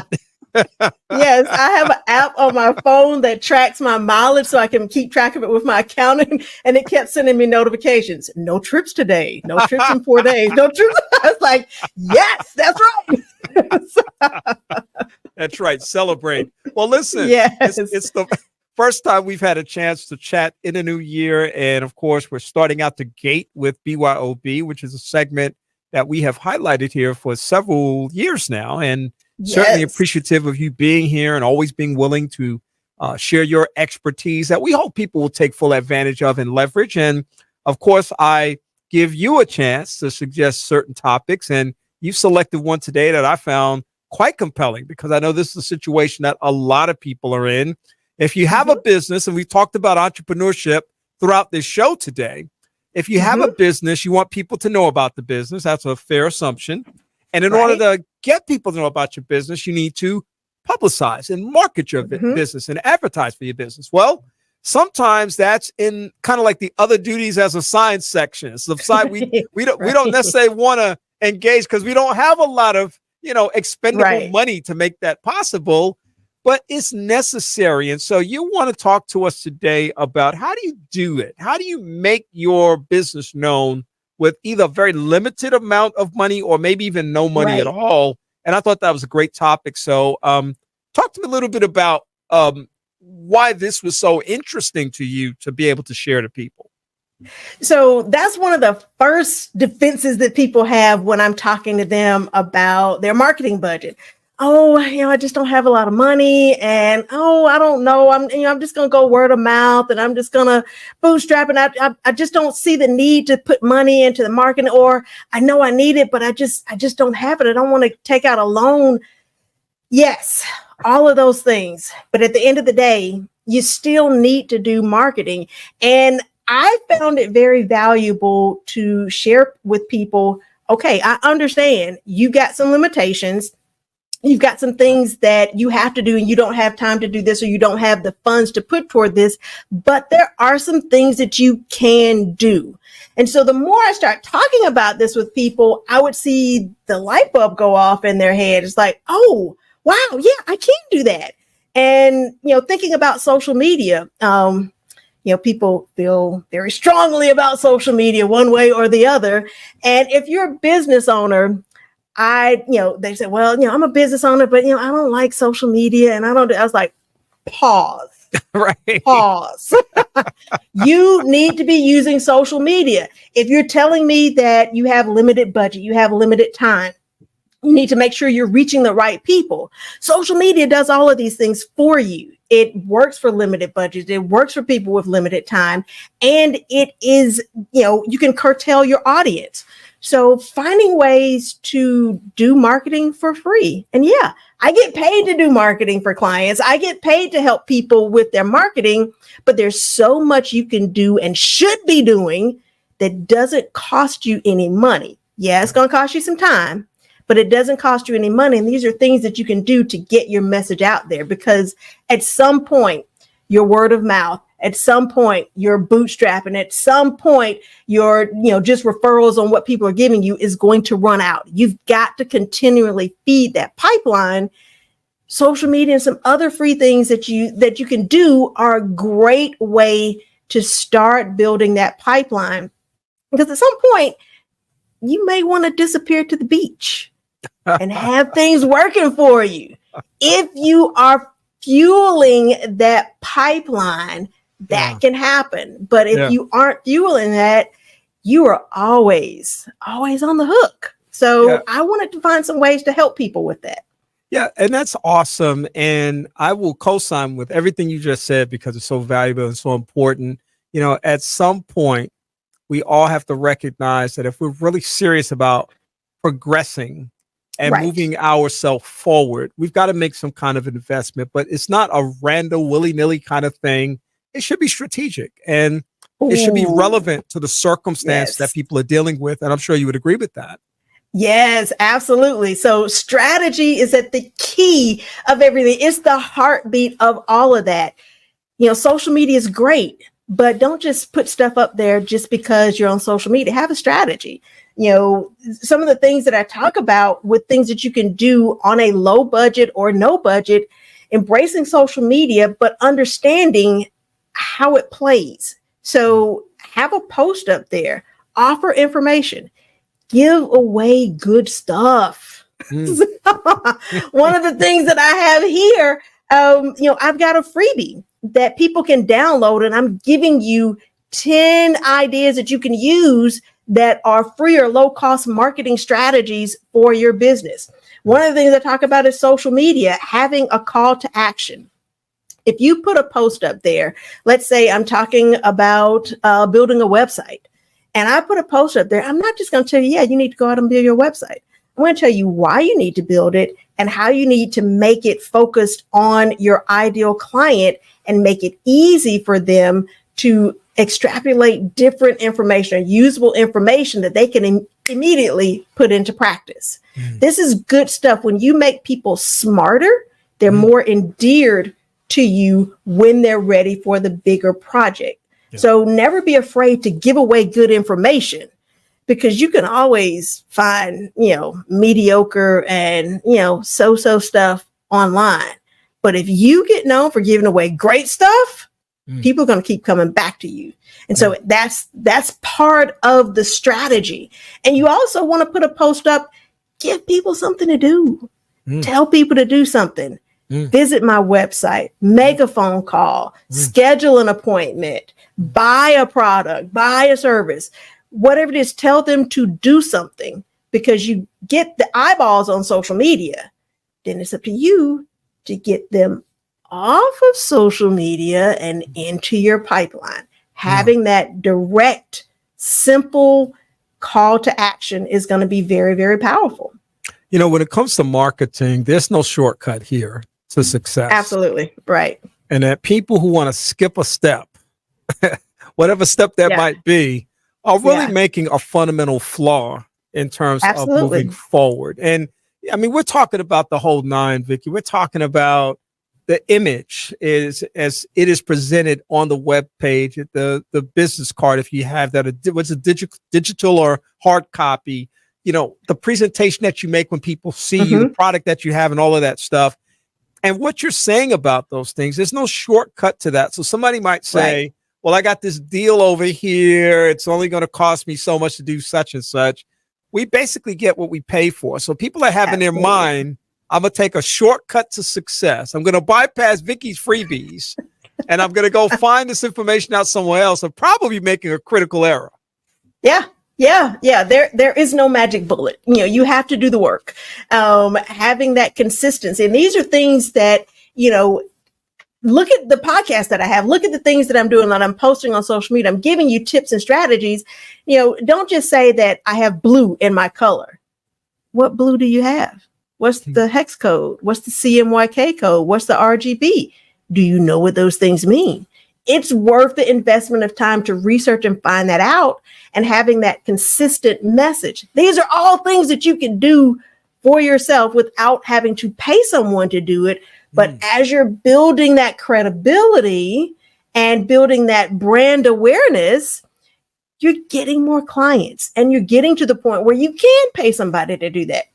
What I do is not rocket science. And, we're in Huntsville, so I can legitimately say that we do have rocket scientists here, but this is not it. So I'm not doing anything that's hard. That's, there's something you can't figure out. I'm just taking the time to boil down exactly what you need to do, giving you a formula, giving you a process, a place to start. And so there's lots of different things, again, with social media loves video. How many of us have a phone? We all have a phone. Shoot a video of yourself talking about something, teaching about something, or you got a good experience with a client. Ask them to shoot a video. Ask them to post a video. In the marketing world, we call that user-generated content. That didn't cost you anything. People had a good experience. They're happy to share that. Ask them to record it. Ask them if you can put that on your social media pages. User-generated content is great. When you buy something on Amazon, I know when I buy something on Amazon, I go and look at the reviews. What did other people say? I'm going to look for those positive interactions that other people have with that content or that product to help me make my decision. I encourage people when they're, trying me out to see if I'm a good fit for them, look at the reviews, ask other people. If I can get that user-generated content and put that on my website, and I can instruct my clients to do that, for themselves. It didn't cost you a thing. That's great. And social media algorithms love video. So it's going to push it to even more people. You haven't spent any money, but you're being very strategic in the way you're going about it. Yeah. And to the point of strategy and what method we choose, a lot of that's going to also be driven by the consideration of time, because a lot of people say, I don't have time to really invest in something. I want to get it out there quickly. But again, we need to be thinking about the fact that if we take shortcuts, we're going to perhaps underperform in terms of what our expectations and outcomes might be. So considering time constraints is important, but we shouldn't take shortcuts because of that. Right. Absolutely. So, take the time. If you're going to shoot a video, Facebook Live is great, but an edited video is better. In my humble opinion, because, a Facebook Live says, you must watch me right now. An edited video is, oh, I saw that. Okay, I'm going to pin that and I'm going to come back and watch that a little bit later when I have time to really absorb that. So thinking through those things, having that strategy, and remember, it's about the customer's experience with you, not about what you think is so important all the time. It's about how you can help your customer, and you help them primarily by meeting them where they are. Yeah. And so thinking about those things, and I tell people when you're thinking about colors and branding and all of that, oh, I like purple. I've blurred out my background, but purple is very prevalent in my life because I like purple. I've got a purple pen, but it's not in my branding. It's not. That color doesn't resonate with the target audience I'm going after. Now, that's something that didn't cost me anything to figure out. It cost me time to do the research, but putting research into little things like that, that's going to make people feel like, when they come to your website, this is exactly what I needed. I feel relaxed. I feel confident. She's going to be able to help me. He's going to be able to help me. And it's just the aesthetic that they feel when they encounter a well thought out brand strategy. Color is a part of that. These are simple little things that you can do that can immediately elevate your brand and the experience people have when they encounter your brand. Doesn't cost a thing, just a little bit of research. Yeah.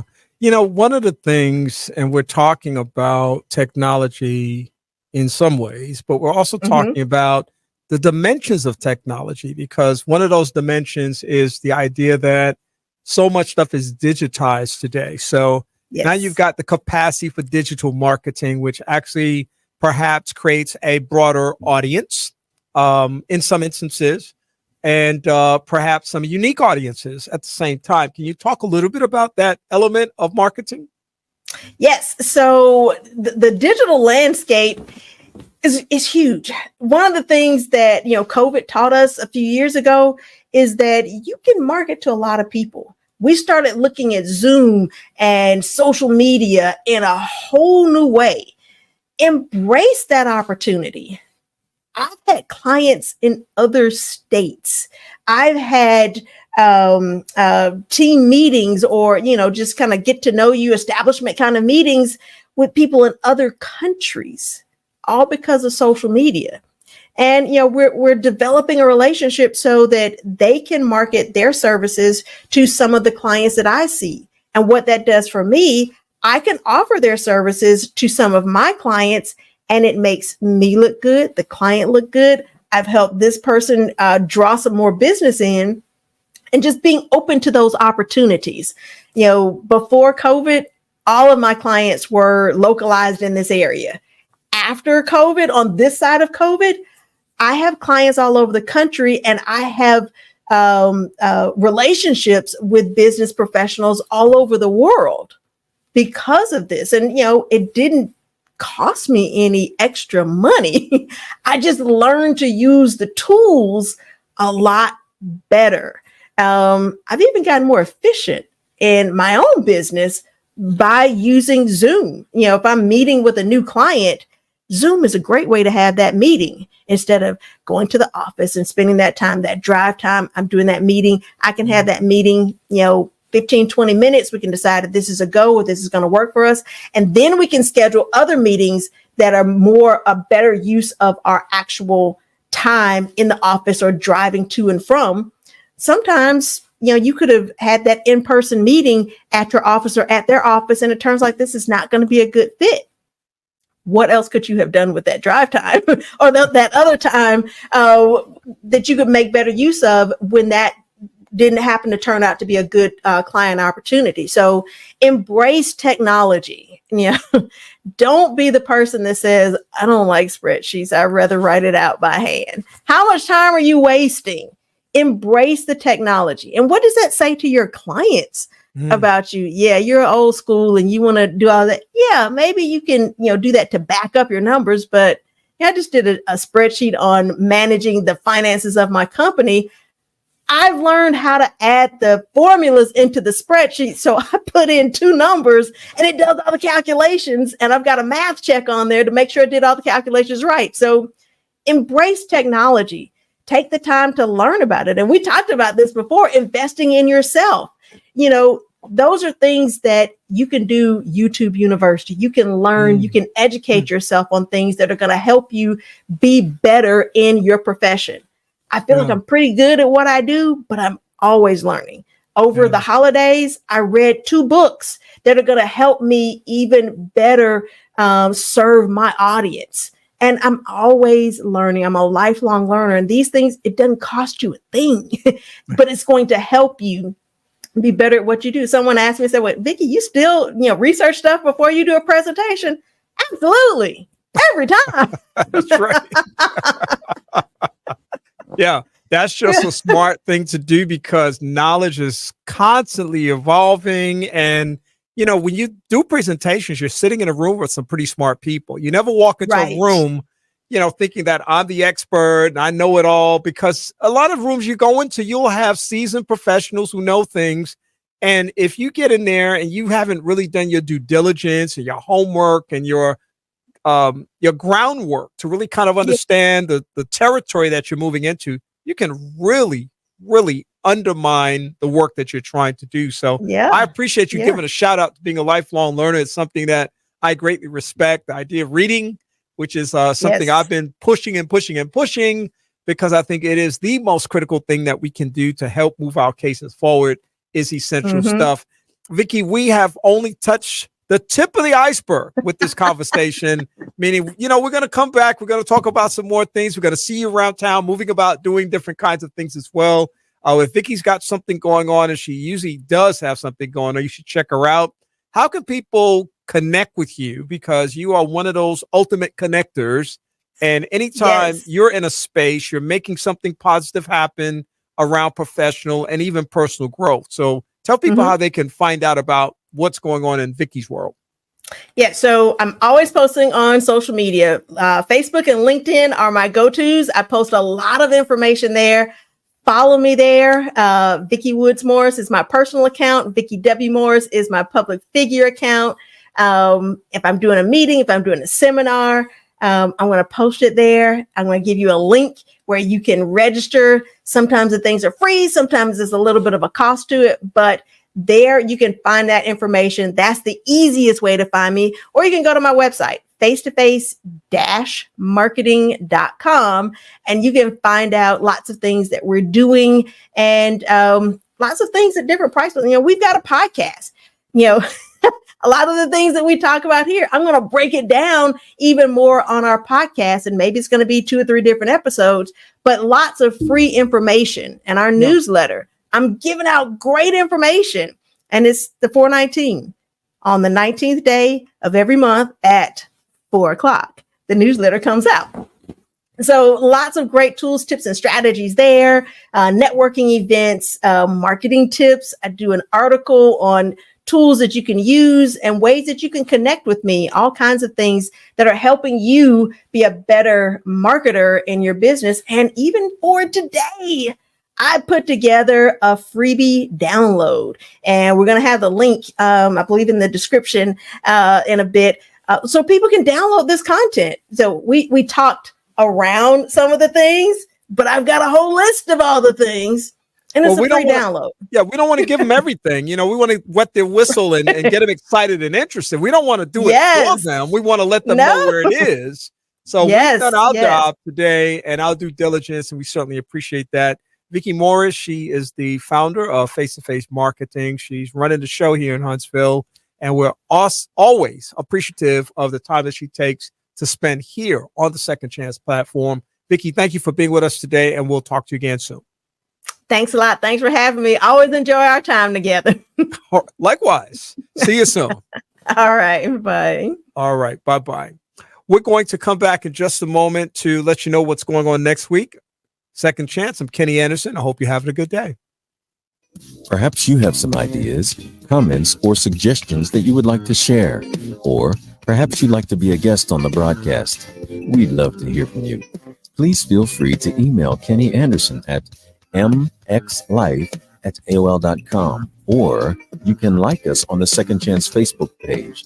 That's 2ND Chance. And now, back to more of Second Chance with Kenny Anderson.